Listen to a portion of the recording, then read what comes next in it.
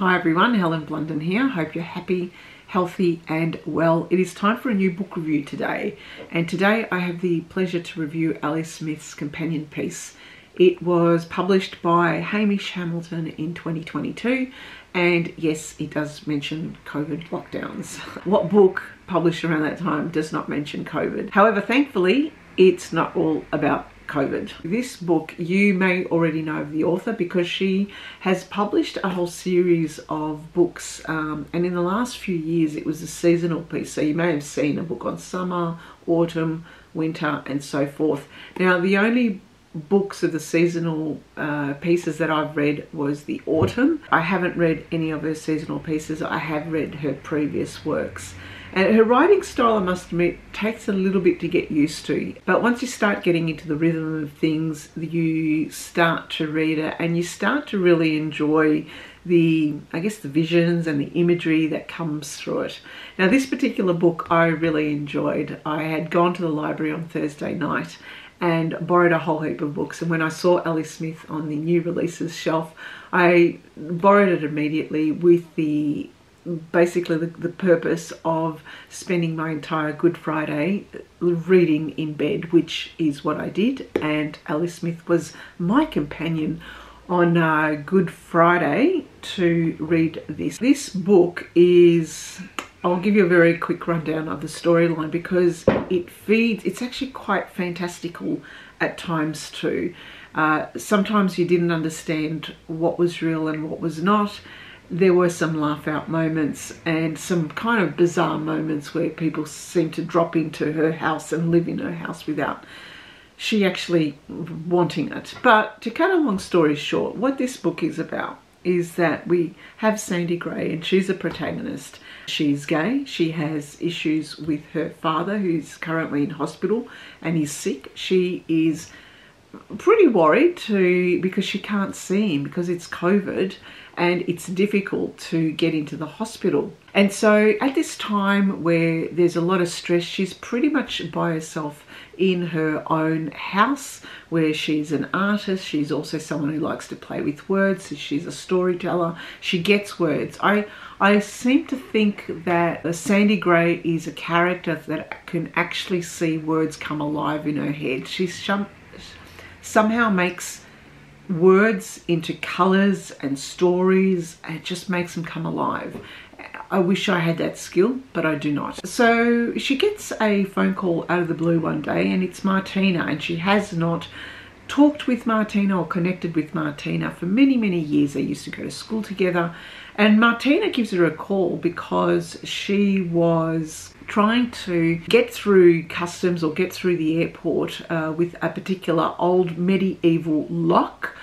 And when she was held by customs in a room, she misheard, or she thought she heard, and this is where it becomes fantastical at times in the book, someone mentioning in her ear curfew or curlew. So kind of like a play on two different words with one consonant of L and F. Anyway, so two different words. And she said, what does it mean? A curlew is a bird, curfew? I don't understand. But she remembered Sandy, and she finds Sandy, gives her a call and recounts a story. And Sandy helps her through trying to piece together what that message might be. Now, throughout this process though, Sandy starts to think of her own life with her father, of her own mother, why her mother may have left her father, why her father has issues with her sexuality, why father even has issues with her work as an artist. And so there's a lot of themes that start coming into play. And even though this book is touted at the back all about companionship, I didn't see it. I didn't see the main theme just being about companionship. I saw it about the beauty of having artists in our lives, especially at times of extreme change like we're going through right now. But what happens is that one day two girls rock up at her doorstep, and they happen to be the daughters of Martina, who seem to think that Sandy has taken Martina, their mother, away from them, and they get really upset and irate. But then this is the bizarre piece. They slowly start to move into Sandy's life, and to the fact that they come in and stay in her house when Sandy is out trying to look after her father, who's in hospital. And so there's this back and forth of Sandy phoning her own house with people living in her own house. And I thought that was bizarre. But part of me at the same time thought to myself, you know, this is really interesting. It was like in some way the young girls looked up to Sandy because Sandy had a different mindset. Sandy had a different mindset to the normal people out there who are thinking in, I guess, in today's terms. Sandy is an artist. Sandy thinks of things differently. She is an emotive character, even though she could be quite dry. And I mean, I found the Sandy character quite amusing and dry. But I thought here the book was actually quite revealing in the sense that the dialogue really brought to life that here was someone, an artist, who was simply really making do with what she had in her life, enjoying, well, maybe not just the word, it's not enjoying. She liked her peace and quiet. She liked the solitude of her life. She wasn't on social media. She didn't feel the need to be anything to anyone. And she was someone who was quite comfortable in her skin, and that's why I love the Sandy character. But at the same time, she had people come to her because of that aspect. And I simply think that because she thought differently, because she didn't think like the others, and because she didn't succumb to, I guess, today's connection to social media or technology, but that she did her own thing and she got great enjoyment out of doing her art and explaining those stories and the words to others, that I thought to myself, she's an artist, and people are drawn to artists at times of strife or times of constant change or times where people are kind of angry or in despair, which is the current state.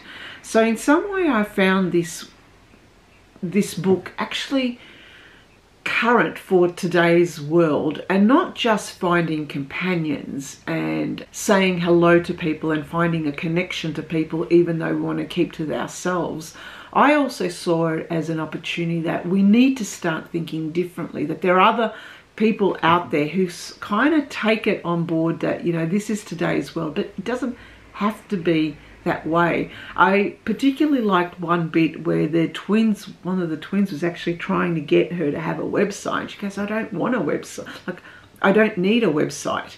And too often we get told by people nowadays of what it is that we can and can't do. As someone who was on social media, was driven by social media, even taught social media, I've gone the complete opposite now. In some way, I totally understood where Sandy was coming from. So my life lesson from here was not just about the value of companionship, but the value of, in a world where there is constant change, there is absolutely nothing wrong with thinking differently from the others, that we don't have to get sucked into their stories, that we can actually create our own stories, and that we are living through, and it was mentioned in here, that we were living through history right now. In fact, on page 108, they talk about history is happening right now. And there were some other elements in this book that was really enlightening, and enlightening in the sense that it doesn't matter what time period you're in. In one section of the book, a lot of it was based on this ghost of a young girl who was a blacksmith who had a curlew, one of these birds, on her shoulder, and who followed her around. So it was actually quite magical or mystical to go into this particular time period of medieval England, and I assume it was medieval time around where this village where Sandy was living at, and where they had exactly the same issues as what they did in the past. So the medieval time, they had the blacksmiths, they had the performers, the dancers, the craftspeople, and yet people didn't understand in the medieval time, didn't understand the vagrants that you'd go from one town to the next. The artists, the performers, the entertainers, they would treat them as vagrants or vagabonds, and they would be branded.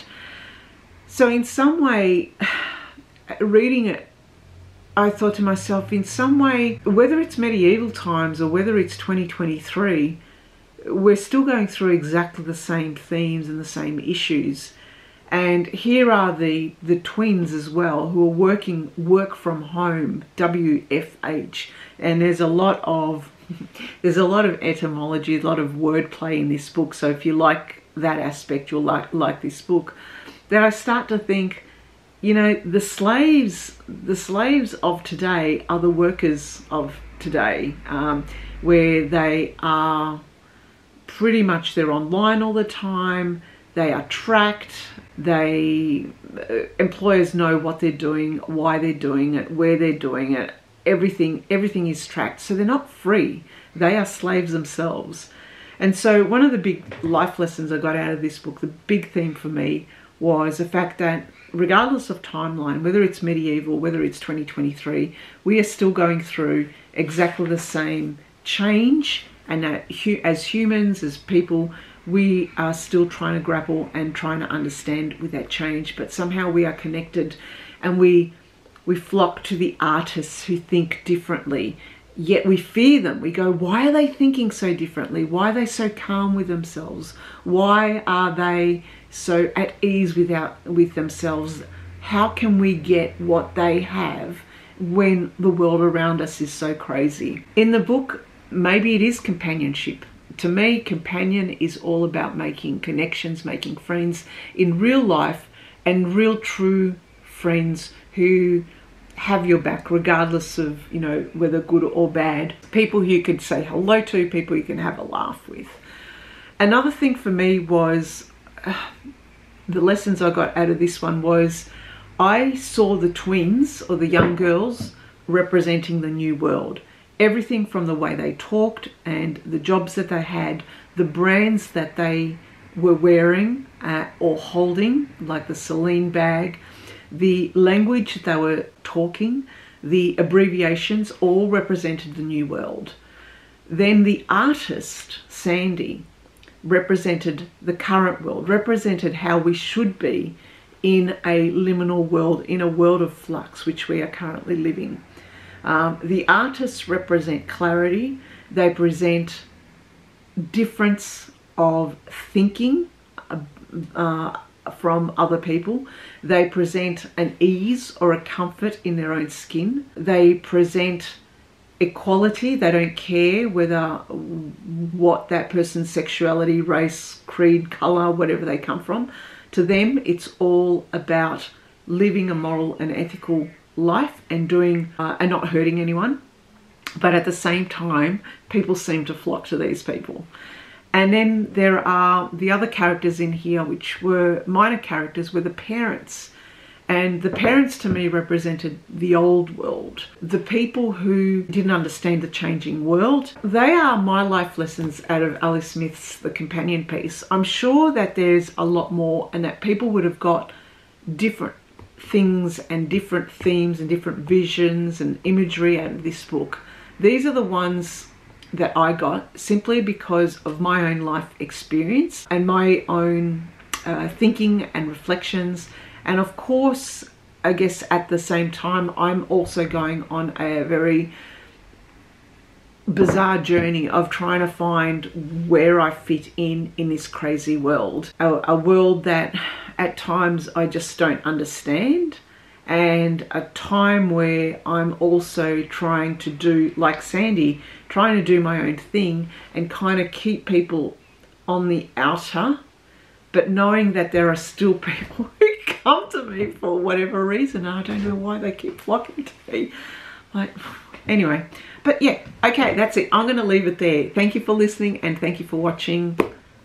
Bye for now.